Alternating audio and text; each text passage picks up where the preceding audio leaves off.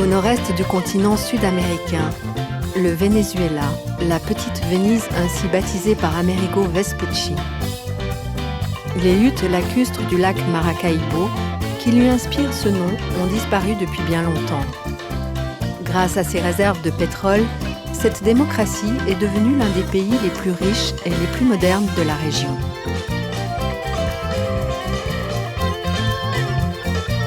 À l'intérieur des terres, les hautes vallées de la cordillère des Andes, les zones proches de la Guyane et les llanos demeurent vides d'hommes. 80% des habitants du pays vivent dans des zones urbaines situées sur la côte. Le reste est laissé aux troupeaux. Les rives de l'Orénoque, le Rio Orinoco et ses affluents demeurent une zone sauvage, au climat équatorial.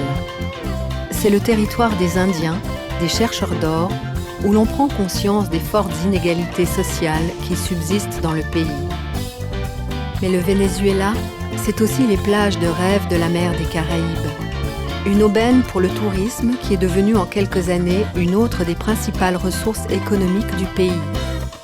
Grâce à lui, l'économie mise à mal par la diminution des cours du baril tient une opportunité pour sortir de la crise. Ramón Farias est taxi à Caracas. Une libre, comme on dit ici. La capitale fondée en 1567 est le poumon industriel du pays. Une métropole de 6 millions d'habitants qui a vu sa population exploser lors du boom pétrolier des années 70. Des gros bolides comme celui-là étaient à la mode avant. Le Venezuela était riche et l'essence pas chère. Aujourd'hui, on a du mal à joindre les deux bouts et on doit se battre pour garder la tête hors de l'eau. Les gens préfèrent prendre le bus ou le métro parce que l'essence est devenue beaucoup trop chère.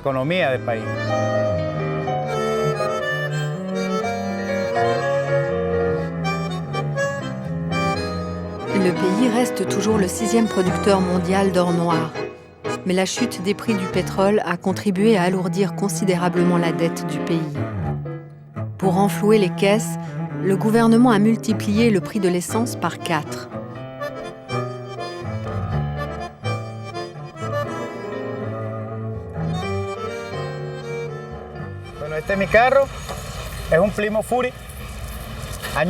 C'est une Plymouth Fury de 1966. Dans ses mauvais jours, elle consomme jusqu'à 50 litres. Ce n'est peut-être pas le plus beau taxi de Caracas, mais grâce à mes soins, elle a déjà roulé 600 000 km. Et comme vous le voyez, elle roule toujours. Ramón voue une passion à sa Plymouth, mais les clients se font rares. Les habitants issus des barrios, les quartiers pauvres de la ville, ne peuvent même pas se payer une course. Ils marchent malgré la pollution, prennent le bus ou encore le métro ultramoderne de la ville. Les taxis se sont adaptés à ce nouveau contexte économique.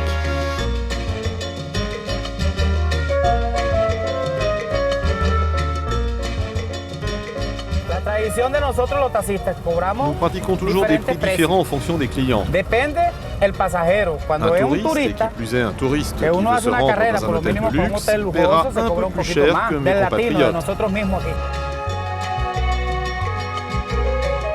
Pour ce surcoût, les visiteurs auront droit à un peu d'histoire de la ville. Ramón la connaît comme sa poche. Il les emmène dans les derniers endroits de Caracas qui ont gardé leur authenticité.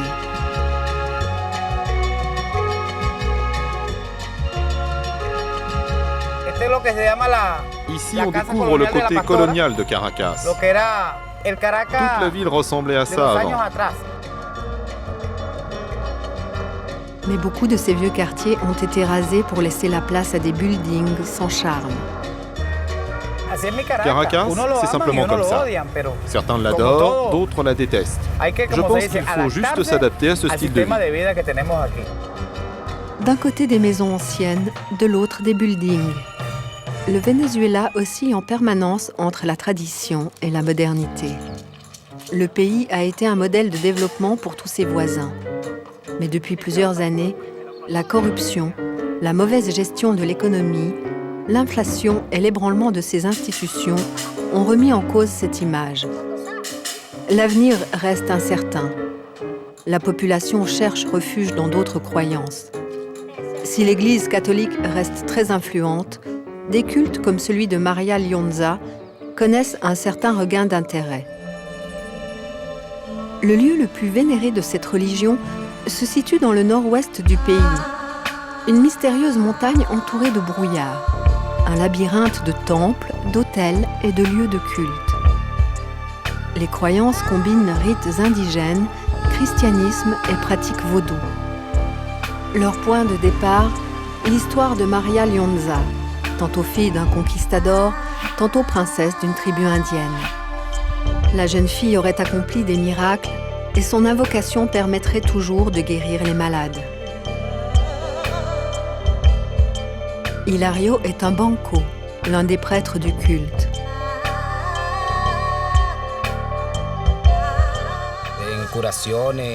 Ici, nous aidons les gens à faire face à tous leurs problèmes, mais pas uniquement leur histoire de santé. Bien sûr, certains demandent de l'aide parce qu'ils ont un fils malade, mais d'autres viennent parce qu'ils ont des problèmes avec la police ou avec leur conjoint. Les prières et les rites font appel à Maria Lionza, aux esprits indiens et africains. Ce rite, par exemple, est d'origine africaine.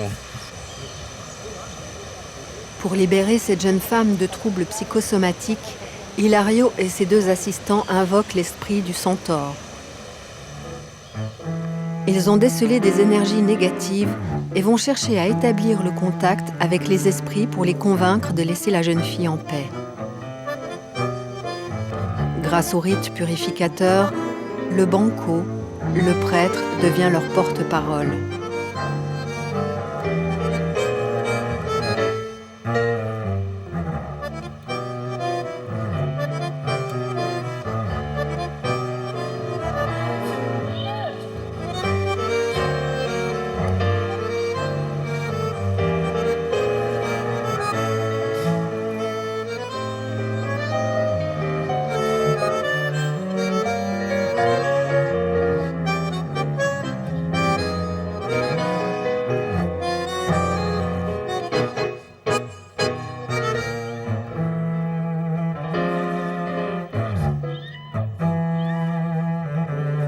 Envoûté par l'esprit de Maria Lionza, il attire progressivement les énergies négatives à l'extérieur du corps. Il les transfère vers un crapaud qui sert de victime expiatoire.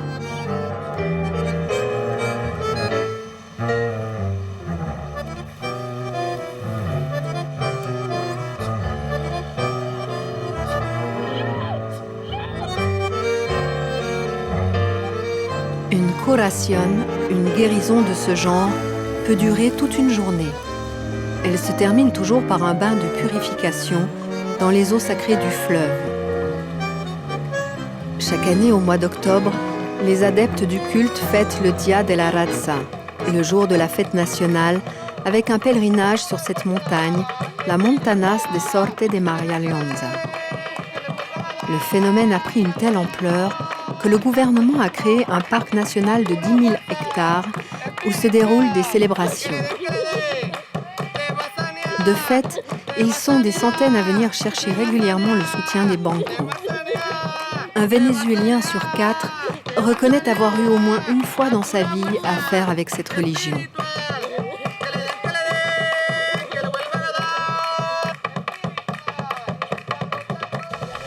C'est comme ça. Au début, tu ne crois pas, jusqu'à ce que ça t'arrive à toi. Là, tu es convaincu. Ce culte est l'exemple parfait du syncrétisme entre magie et religion. Il recoupe les origines de 3 groupes ethniques principaux du pays. Les Espagnols, les Indiens Guequepuro et les anciens esclaves noirs. Un métissage typique du bassin des Caraïbes.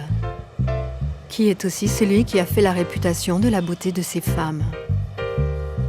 Dans les rues de Caracas, l'élection de Miss Venezuela est devenue un événement national. Nombreuses sont celles qui postulent, car le titre est aussi synonyme de reconnaissance et d'ascension sociale. Mais comme chaque femme ne vient pas au monde avec les mensurations idéales, Rita, une ancienne mannequin devenue journaliste, a créé une école pour former les futures Miss. Plusieurs Miss Venezuela et Miss Univers sont sorties de cette école.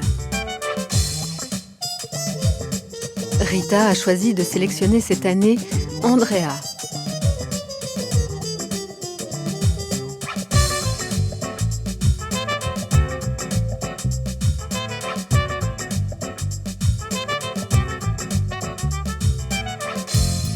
Une mannequin pleine de talent. Je m'appelle Andrea, j'ai 19 ans. Les mensurations sont 86, 64, 94. J'ai été choisie parmi 400 candidates pour pouvoir participer à l'élection de Miss Venezuela. Je viens d'obtenir mon baccalauréat et je voudrais faire des études d'économie et de design graphique. Nous nous occupons des filles dès leur arrivée. Elles doivent apprendre à marcher correctement, à se tenir convenablement et à se maquiller. Nous devons également travailler leur apparence, modeler leur corps, améliorer leur peau et leurs cheveux, leur coiffure et leur maquillage, et parfois faire refaire leur nez ou leur poitrine.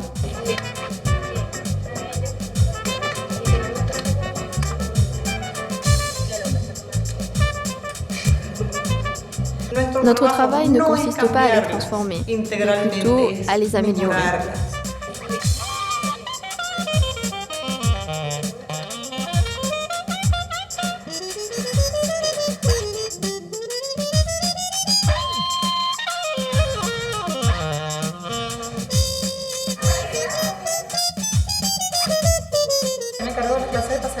Je m'occupe du podium et je montre aux filles comment elles peuvent travailler leur tenue, leurs mouvements et leur prestance. Elles apprennent à se présenter car en fin de compte, elles feront elles-mêmes leur propre promotion.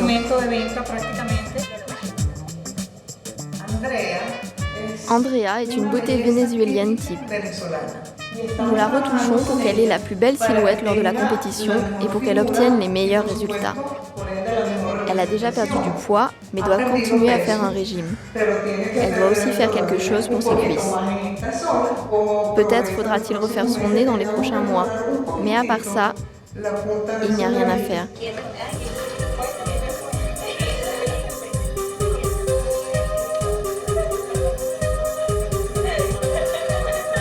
Façon de parler, car Andrea, de son côté, ne ménage pas ses efforts.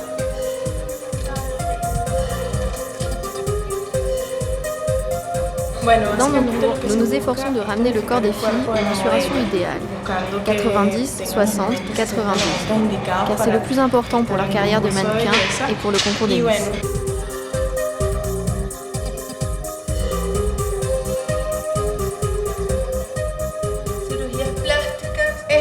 La chirurgie esthétique est normale pour les concours, mais n'est pas obligatoire. Quand des spécialistes qui s'y connaissent me conseillent d'y recourir pour pouvoir améliorer mon apparence, je le fais. Quelles que soient les conséquences, je le fais. Rita tient également à l'élocution et aux capacités d'expression de ses élèves. Des éléments qui compteront face à un jury ou pour leur future carrière professionnelle.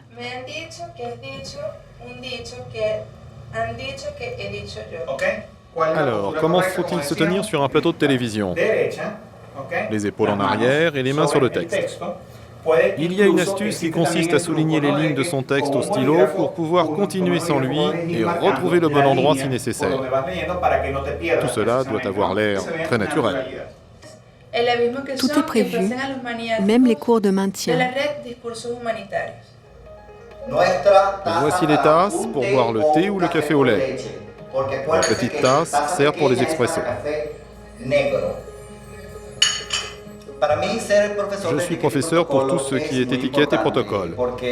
Je leur apprends à bien se tenir à table et lors de réceptions officielles.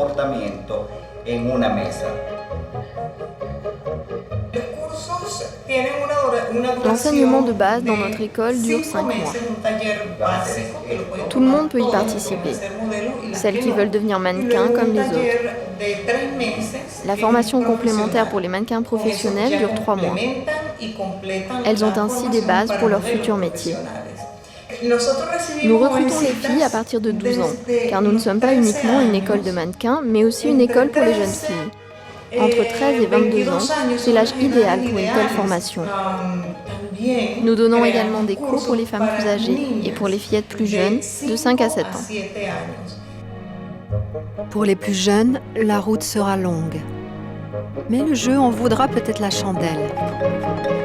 Cette attention portée au corps, à l'expression corporelle sous toutes ses formes, trouve bien entendu son épanouissement dans la danse. Comme partout dans les Caraïbes, la danse est une constante, synonyme de fête et de joie de vivre. Il suffit de quelques tambours et les rythmes échauffent les sens. On dit même que les femmes préfèrent ici un mari bon danseur à un homme qui aurait fait de longues études. Quand c'est un orchestre qui se met à jouer, tous les Vénézuéliens sont en piste. En avant pour le joropo, une danse dont Yolanda Moreno est la spécialiste. C'est notre façon de nous exprimer. Nous, les Vénézuéliens, nous sommes très gais et très ouverts, comme nos danses.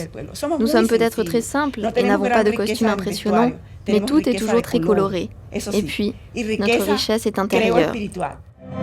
À la tête de sa troupe Danzas Venezuela, Yolanda a gravi tous les échelons, depuis les taudis de Caracas jusqu'aux grandes scènes internationales.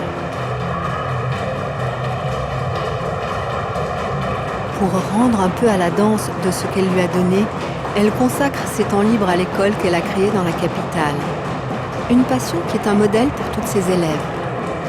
Je viens d'une famille vraiment très simple.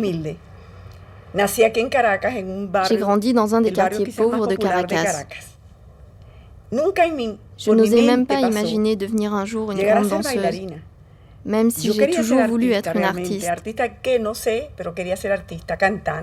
Chanteuse, actrice, tout me traversait l'esprit. Mais je pensais que je n'avais aucune chance. J'ai d'abord chanté dans le chœur des travailleurs, puis je suis passée à la danse.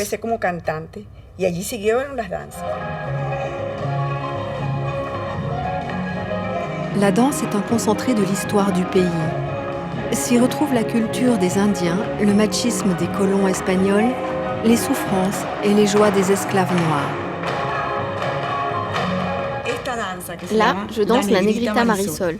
C'était ma première représentation en solo et ça a été un gros succès. C'était un rôle de composition. Je jouais une gentille petite fille très gaie, issue d'un quartier pauvre de Caracas, mais qui avait tout de même de nombreux prétendants. Le scénario du ballet est devenu une réalité. Et Yolanda trouve toujours le même plaisir à danser, peut-être plus encore. Elle porte en elle un peu de cette magie qui fait l'âme du pays.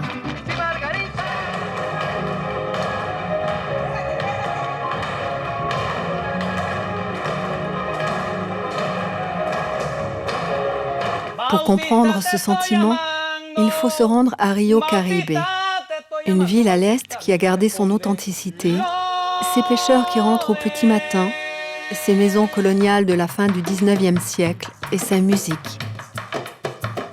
C'est ici que vit un autre artiste, José Guerra.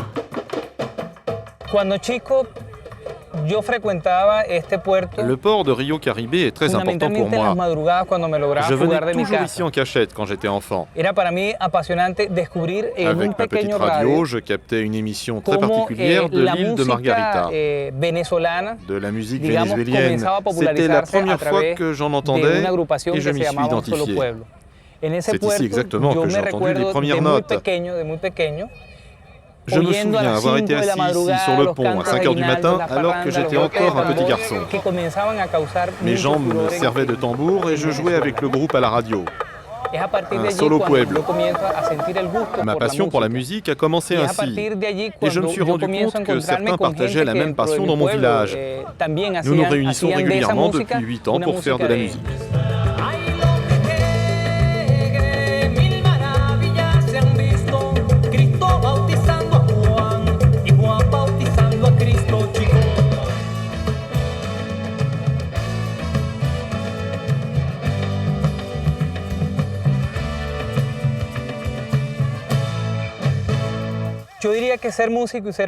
C'est ici que nous avons appris à nager, que nous avons joué et que nous sommes tombés amoureux pour la première fois. Voici mon Rio Caribe, Un lieu particulier, non seulement pour sa nature et ses couleurs, mais aussi pour la cordialité de ses habitants. Ce sont eux qui rendent ce lieu unique. Sans eux, sans cet environnement, pas d'inspiration. Et difficile de se lasser du spectacle, comme souvent au Venezuela. Au sud, les sommets des Andes. Près de Mérida, le Pico Bolívar culmine à 5007 mètres. Regulo Romero est infirmier et monte chaque jour au sommet. La plupart du temps, les gens ont du mal à respirer. Et certains ont en plus mal à la tête, ou ont la tête qui tourne quand ils bougent trop. Dans ces cas-là, je leur donne de l'oxygène et en général, ça règle le problème. Depuis quelques années, le téléphérique est régulièrement en panne, quand il n'est pas simplement arrêté pour des questions de sécurité. Pour grimper jusqu'au dernier tronçon, il faut emprunter le chariot réservé habituellement au matériel. Sensation garantie pour un spectacle incomparable.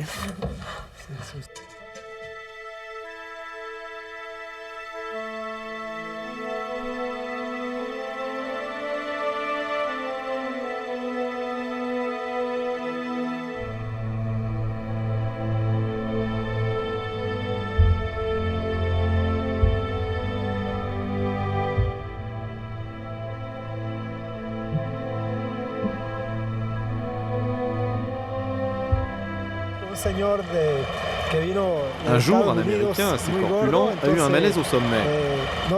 Il était si lourd que nous ne pouvions pas le porter, même à deux. Nous avons cherché un brancard et à 8, nous l'avons transporté jusqu'à la station. Nous lui avons donné de l'oxygène et il s'est tout de suite remis. Il est même retourné seul à Mérida.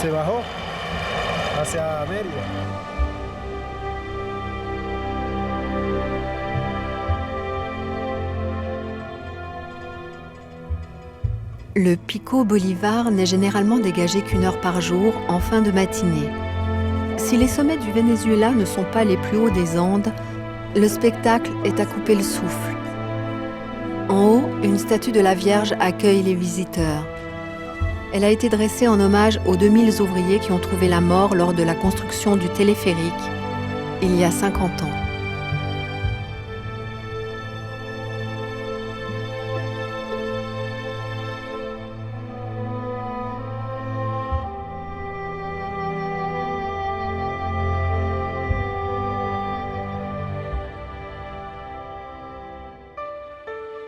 L'autre massif montagneux du pays est situé dans la Guyane vénézuélienne. Rubén Eduardo Zaraga est pilote dans cette région. Un homme plutôt superstitieux. C'est l'avion de Jimmy Angel. C'est avec cet appareil qu'il s'est écrasé sur l'Ollantaypuy et qu'il a découvert le Salto Angel. La Grande Sabana est une zone assez dangereuse à survoler. J'y ai moi-même fait 2 chutes.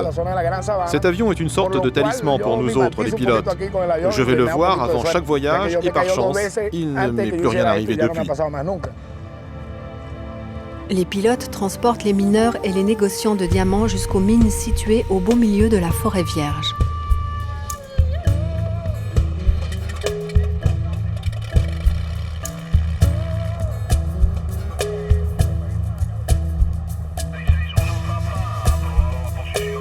Au-dessus du bush de Ciudad Bolívar, les vols ne sont pas de tout repos. En cas de problème, retrouver un avion au milieu de cette forêt est vraiment très difficile. Plus délicat encore, un atterrissage forcé dans la zone du barrage de Guri. Pour construire cette grande centrale hydraulique, 4000 km² de forêt vierge ont été inondés. C'était lors d'un vol vers une mine. Le moteur m'a lâché et j'ai essayé d'atterrir dans la jungle. Ça a fait une grande percée dans la forêt. En voulant tirer le passager hors de l'avion, je me suis rendu compte que j'avais les jambes cassées. Lui n'avait qu'un filet de sang sur le visage.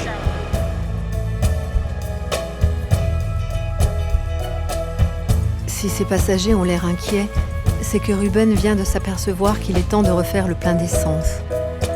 L'avion se dirige vers la Paragua, à 10 miles de là. La piste étant dure et l'atterrissage se passe en douceur. Ce poste d'essence improvisé en pleine jungle fonctionne à merveille. Le Cessna n'est pas le seul à avoir soif. La Paragua abrite également la seule cahute avec rafraîchissement de toute la région. Ruben s'offre un coup à boire avec de vieilles connaissances. Les histoires de pilotes vont bon train.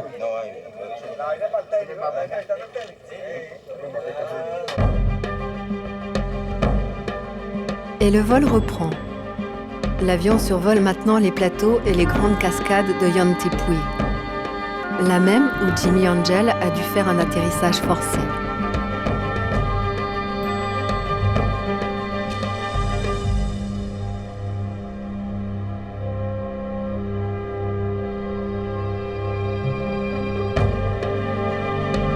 Au milieu de ces falaises, dont certaines culminent à 2000 mètres d'altitude, la brume est au rendez-vous. Pour se diriger, plus question de se fier aux instruments. Le vol à vue est obligatoire.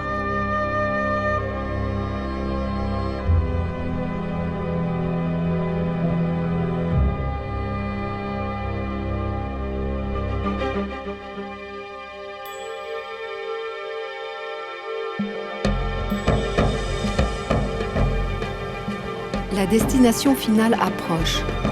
Un campement au pied des chutes spectaculaires de Canaima.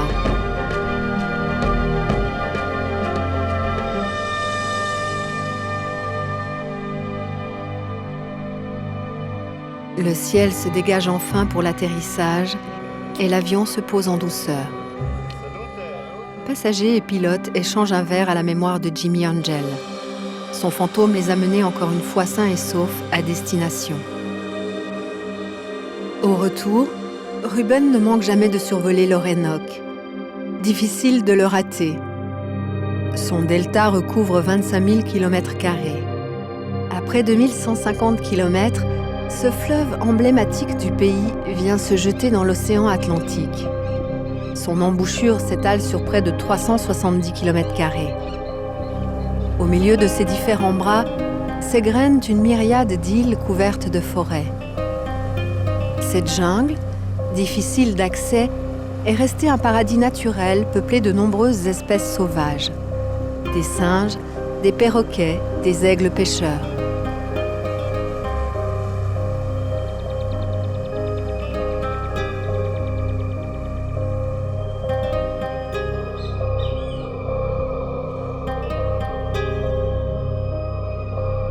Cet environnement préservé est aussi le territoire des Waraos, les maîtres de la pirogue. Ils sont parmi les seuls à savoir se repérer au milieu de ce dédale. Le fleuve leur doit son nom, l'Orinoco, le père de notre pays. 15 000 Indiens vivent dans ces zones inondables.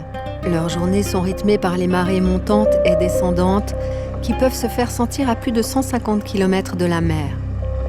Ceux proches de la côte vivent de la pêche et de l'exploitation du palétuvier. Ceux de l'intérieur, de la chasse et de la récolte de cœurs de palmier.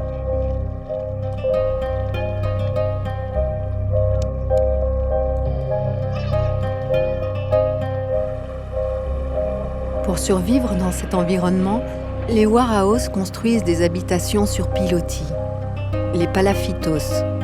Sans murs, elles sont simplement recouvertes de palmes pour les protéger de la pluie. Toute la famille vit sous le même toit, une société matriarcale. L'homme vient habiter chez sa femme et partage l'habitation de ses beaux-parents.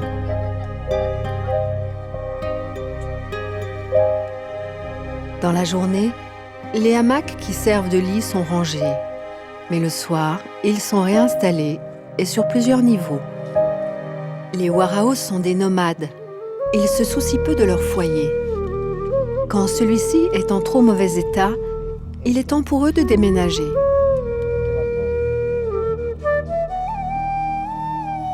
Dans le delta de l'Orénoque, la pêche se pratique au harpon, un modèle artisanal mais dont l'efficacité ne fait pas de doute. Une pêche qui n'est pas dénuée de risques, car les eaux du fleuve grouillent de piranhas dont les bandes sont capables de nettoyer un bœuf en quelques minutes.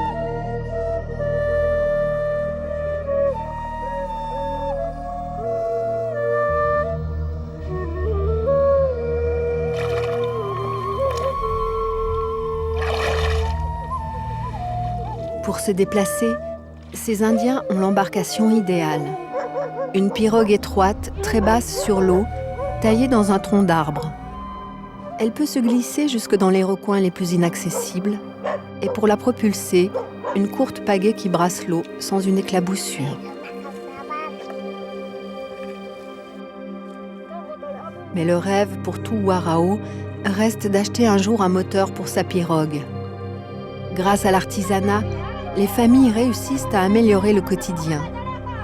Les femmes et les jeunes filles tressent des paniers et des hamacs.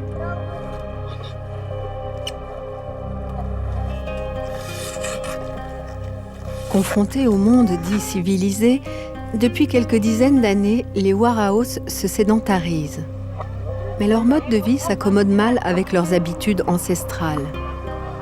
Les ressources locales s'épuisent et la malnutrition et les problèmes d'hygiène emportent 50% des enfants en bas âge. Pour tenter de lutter contre ces fléaux, le gouvernement a mis en place un programme de relogement des Indiens. Des parcelles sur la terre ferme leur ont été aménagées pour construire des maisons en dur. Mais beaucoup, comme Pedro, se méfient encore de la modernité. Et quand il est temps de changer de maison, ils préfèrent gagner quelques mètres carrés sur la jungle à grands coups de hache et de machette. Il faudra une semaine pour construire la nouvelle habitation.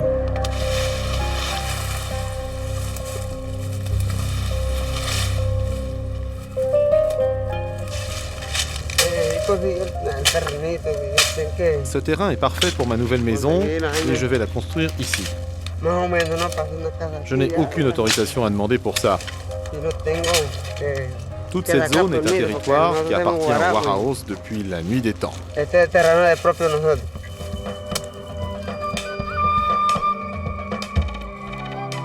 Protégés du monde extérieur par les innombrables bras du fleuve, les Waraos ont su résister aux conquistadors et aux missionnaires.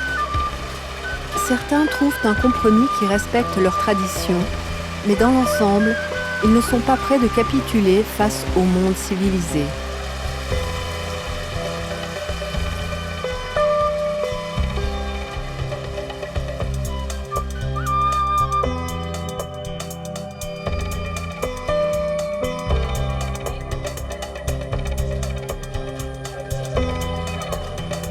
Dans le triangle entre l'Orénoque et l'Amazone, la tradition situe le mythique Eldorado.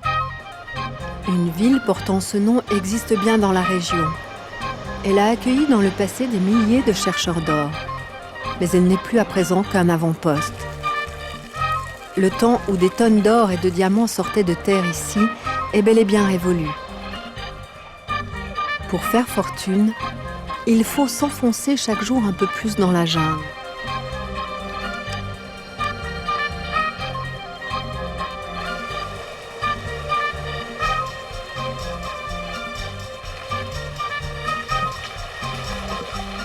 Le trajet qui conduit jusqu'à la mine de Marichipan emprunte des gués, des pistes défoncées.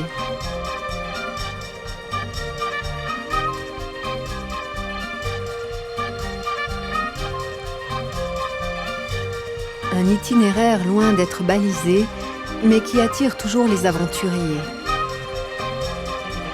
La mine, ce sont ces champs de boue au milieu desquels travaillent plus de 2000 personnes.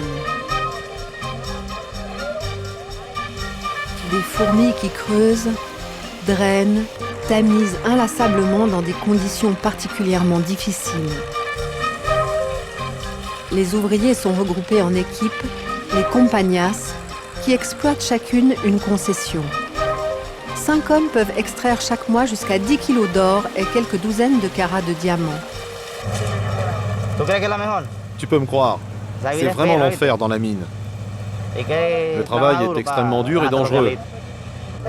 On retrouve tout le temps ces petites bêtes dans les fosses qu'on creuse. C'est pas du tout romantique comme certains l'imaginent. La mine donne et la mine prend. Elle te prend même la vie parfois.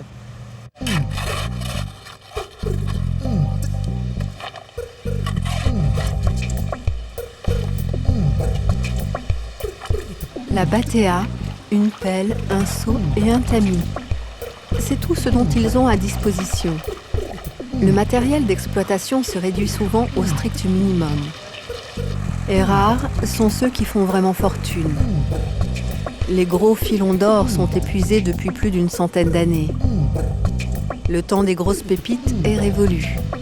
Aujourd'hui, on s'applique à extraire de la poussière d'or de la terre.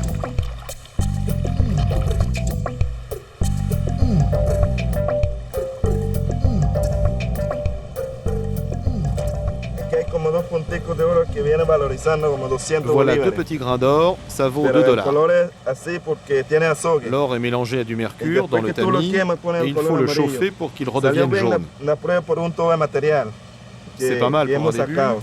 Il y a peut-être 1 kilo à tirer de cette source.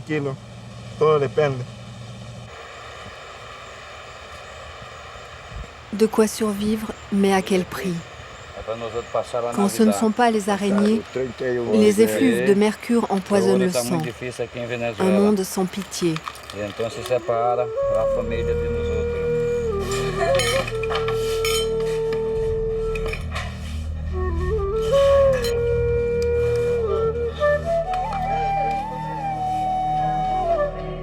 Dans cet univers, tous les trésors suivent le même chemin et finissent dans les mêmes poches.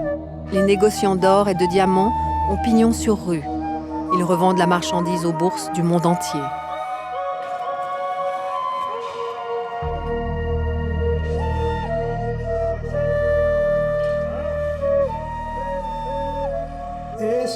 Sur la table, il y en a pour $80 000 environ. Une belle montagne d'argent et d'énormes risques. Il suffit qu'une crapule se jette tout à coup sur moi. Mais qu'elle vienne, cette crapule. Je suis paré contre toute éventualité.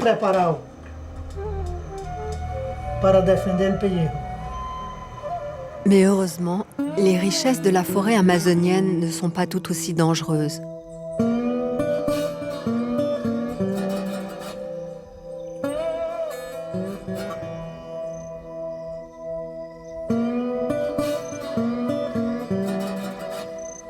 Certains savent puiser ces énergies et les restituer avec une saveur incomparable. La Cerbatana est une zone forestière située à environ 1200 mètres d'altitude. Là, vivent des hommes qui chantent encore ces trésors. Je me balade dans les montagnes avec amour et passion. Je suis accompagné par un étranger d'un autre monde. Nous voyons les rayons du soleil briller dans les marais. Le vent nous entoure. Quelle chance! Il ne fait jamais trop chaud dans la jungle pour nous. Ma jungle chérie, Cerbatana. Je ne t'oublierai jamais. Imagine, ce vieil arbre imposant a été tout petit autrefois. Maestro Sixto est né ici, au milieu de la jungle. Il connaît parfaitement son langage. Quand il y a peu de vent, comme aujourd'hui, et qu'il fait déjà si clair aux premières heures du jour, on peut prévoir qu'il pleuvra bientôt.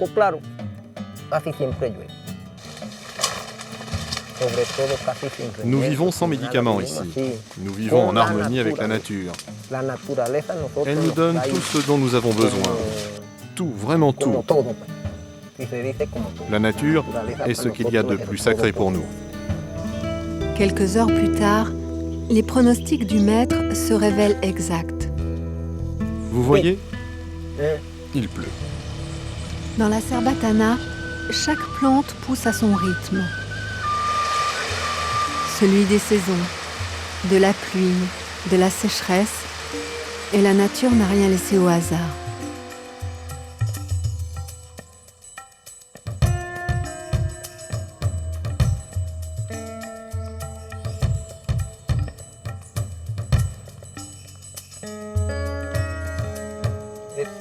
Nous appelons cette plante l'Imenia. Elle pousse partout ici. Nous la donnons à nos enfants avec un peu d'eau et beaucoup de sucre quand ils toussent. Elle est particulièrement efficace pour soigner les problèmes respiratoires et l'asthme. Il suffit de mettre la fleur dans de l'eau et de boire chaque jour un verre de ce mélange.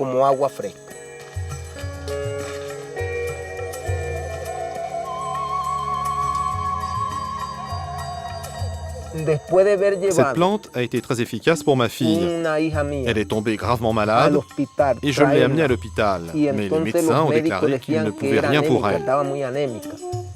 Une fois à la maison, je lui ai préparé une potion à partir de cette plante et aujourd'hui ma fille est en pleine forme. Elle est guérie. Voilà pourquoi je crois tellement en cette plante, la Dicein chadora. Les plantes sont plus importantes pour nous que les médicaments, car nous manquons d'argent pour les acheter en pharmacie. Grâce à ces plantes, les pères ont des remèdes aux maladies de leurs enfants. La forêt est loin d'avoir livré tous ses secrets. Certains scientifiques y cherchent d'ailleurs en permanence de nouvelles plantes qui pourraient être utilisées pour développer de nouveaux médicaments.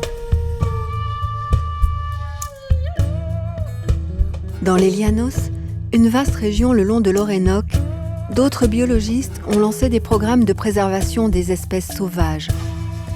Les Llanos couvrent une superficie de 300 000 km², mais n'abritent que quelques centaines de milliers de personnes. Cette zone est essentiellement consacrée à l'agriculture et notamment à l'élevage extensif de bétail.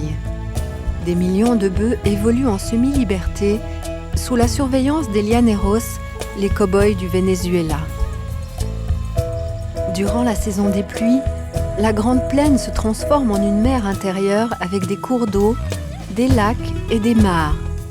Un refuge pour plus de 200 espèces, des oiseaux, des singes, des lézards et des félins.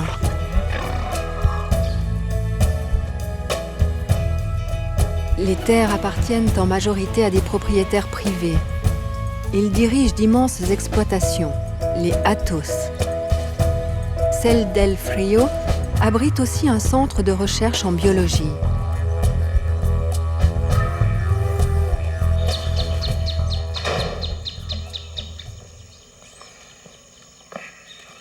Ramon Gil est le directeur de ce centre. Chaque matin, il part pour sa tournée d'inspection.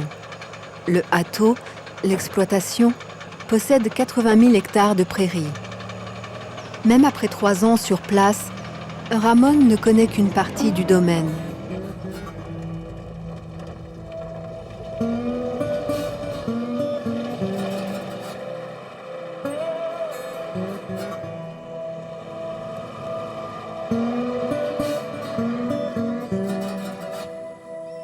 Durant la saison sèche, les lacs qui recouvrent les Llanos se réduisent à quelques mares. Des chiguires se bousculent autour de ces derniers points d'eau. Des rats musqués grassouillets qui appartiennent à la même famille que les castors et les hamsters. Ils ne vivent qu'au Venezuela, au milieu des serpents et des tapirs.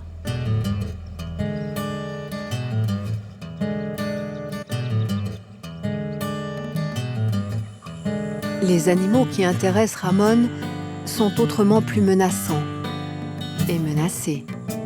Ce sont les caïmans à lunettes. À El Frio, on les élève dans l'espoir de pouvoir un jour repeupler les marécages des Llanos. Dans la deuxième moitié du XXe siècle, le Venezuela est devenu l'un des plus gros exportateurs de peau de crocodile. En 1984, il restait 2000 caïmans survivants. L'espèce a été inscrite sur la liste des animaux menacés de disparition.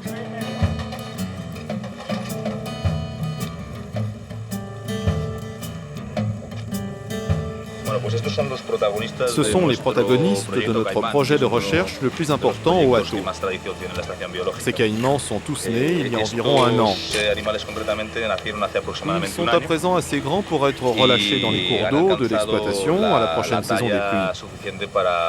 Ils s'y reproduiront et repeupleront leur milieu naturel d'origine.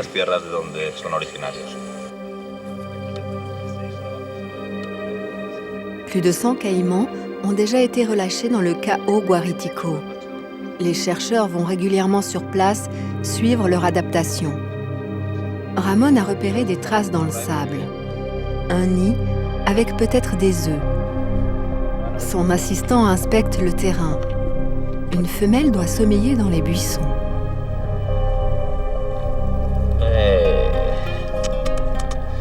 Ahí están. 1, 2. No quiero moverlos. Ce sont les premiers résultats de notre programme de protection. Ce sont les premiers œufs de caïman de l'Orénoque que nous trouvons. Ils ont été pondus par l'un des animaux que nous avons relâchés il y a 3 ans. Maintenant, ils se reproduisent.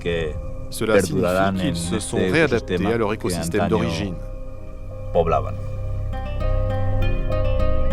Isabelle, qui seconde également Ramón, note avec soin l'emplacement du nid. Mais leurs observations sont interrompues par des bruits suspects. L'équipe lève le camp. Il vaut mieux ne pas avoir affaire à une femelle caïman en colère.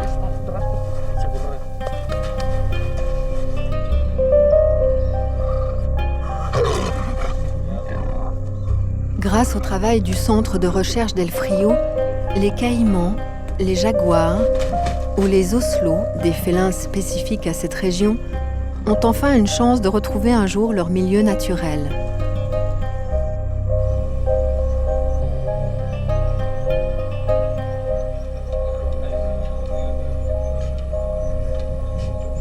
D'autres équipes internationales de biologistes profitent de l'infrastructure pour conduire des recherches sur d'autres espèces.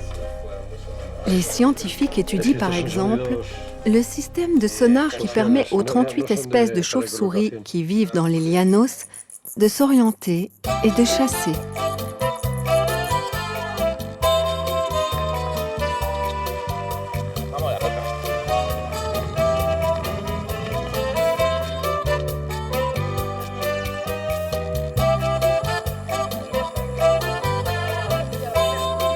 Ramón, de son côté, travaille lui aussi à une nouvelle expérience.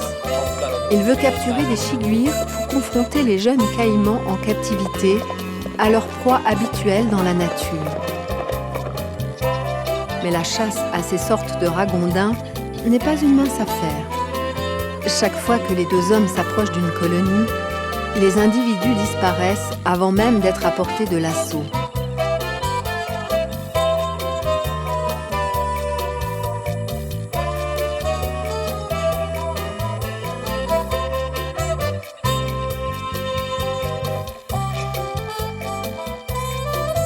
Après des heures d'effort, ils sont enfin récompensés.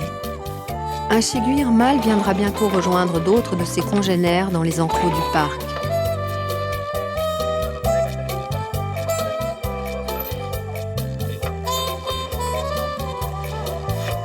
La journée touche à sa fin dans les llanos, mais le travail de ces chercheurs cow-boys ne fait que commencer.